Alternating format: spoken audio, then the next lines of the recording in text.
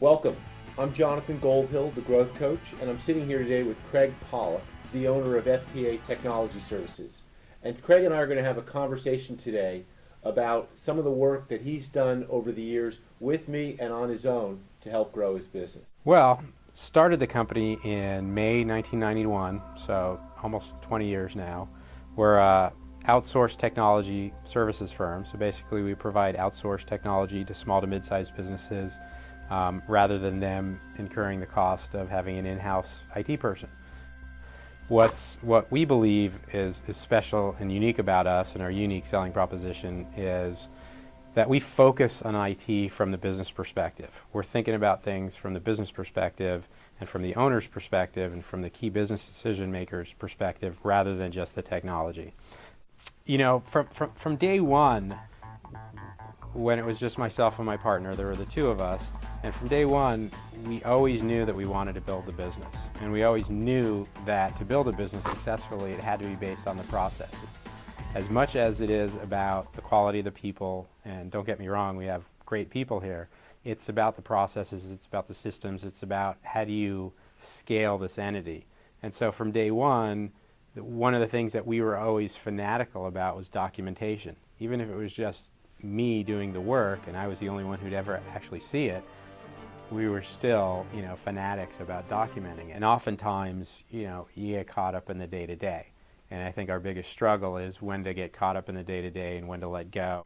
It's hard to let go of that. So how do you build in the right processes and systems and development tools and everything so that your staff can do things at the level that you want them to do it at the level that you know you could do it at, and at the level that your clients are expecting your company to do it at. Sure. So it's a process. You have some unique practices in the area of bringing new people on, onboarding them into the company. Can you talk a little bit about what's worked well for you without giving away any of your secrets? Right. It's quite methodical. Anybody who starts here has, beyond the interviewing process, takes 3 different levels of tests. The first test is a technical exam. So out of the chute, it's a technical exam that we developed ourselves. So before we even talk to people, we need to know where do they stand. Are they a desktop guy? Are they a server guy? Do they know Exchange? Do they know routers? Where do they fit in? After that, we work with another test that gives us basically workplace habits and characteristics. Are they is this person, do they display a sense of urgency? Are they well organized? Are they decisive? Can they do things on their own, or do they need to be led, to the table and told exactly what they need to do? That test it's based on a model that we build based on our successful staff. And then the third test that we give, and not necessarily test, but assessment, is your standard DISC assessment, which really helps. And in addition to the evaluation process, it's also helped our staff, because now we have a standard syntax when we're talking about people, when we're talking about how they fit in the 4 categories. And it's really easy to understand, well, are they high I's or low I's? What does that mean? And all of that goes into evaluating a candidate in a very objective way, as opposed to a subjective, well, I like this guy.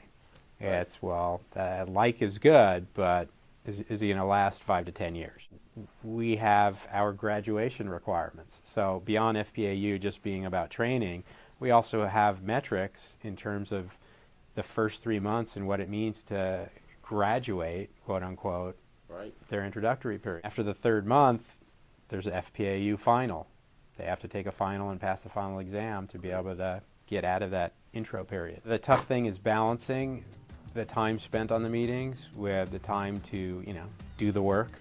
And the difficult part of, I'd say, in a technology business, where, you're working with engineer sort of characters, where meetings tend to drill down to the lowest common denominator rather than the concepts. Right. And so It's oftentimes that we have to stay on track with our meetings, know what the purpose is, stay focused, know what we're trying to deliver at the end result. Always a challenge to bring creative and fun processes maybe to an engineering-driven company. Well, True. you have done lots of things to drive the success of this business, and your business has been through many transitions, including transitions in leadership. Can you talk a little bit about maybe at the managerial level what you've done to transition employees and staff level people into managers and managers into leaders and leaders into an ownership mindset? What are some things that you've done in that area, or what advice would you give to another small business owner in that area? Right. Well, obviously the first thing is hiring great people.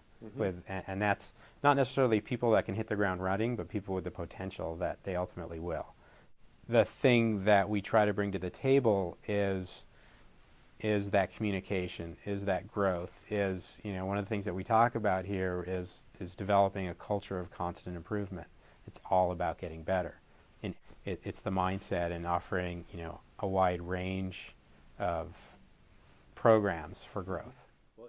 So let's just shift a little bit to the role of coaching and what coaches can do in a company like yours. Talk about a little bit more about some of the what your philosophy is on coaching. And I know you're a coach also of Little League, or hockey. Hockey League. Hockey League. But talk about the role that coaches can play in a business owner's life. Well, I think, coaching is huge because it brings an outside perspective. And again, coming back to that mindset of culture of constant improvement, I always want to be better. It doesn't matter what it is that I'm working on, I always want to be better. And luckily I've built a company that has that mindset and have people that have that mindset, that people that want to grow and people want to be challenged and people want to be put outside their comfort zone. And so coaching brings an outside perspective, and coaching also gives you an opportunity to push yourself. That's the beauty of it in a sort of uncomfortable way. So when are you done with coaching or pushing yourself? Right. Or when you're done, does your business just start to slow down and shrivel up? Well, business is just like sports. There's only two directions. Either you're going forward or you're going backwards. Nobody's standing still. Right. Are the rewards and the challenges better, and do they outweigh the hard work that goes along with it? Still trying to figure that one out. And what would your people say? He's still trying to figure that one out. Okay. Well, you seem like you have a pretty successful company. You've been doing this for how many years again? Close to 20. 20, and right. You've built a successful company, and we're in a beautiful office environment here on the 7th floor in the heart of Encino, California. And it's been a pleasure sitting and chatting with you today. Well, it's been great talking to you too, Jonathan. Great. Thank you.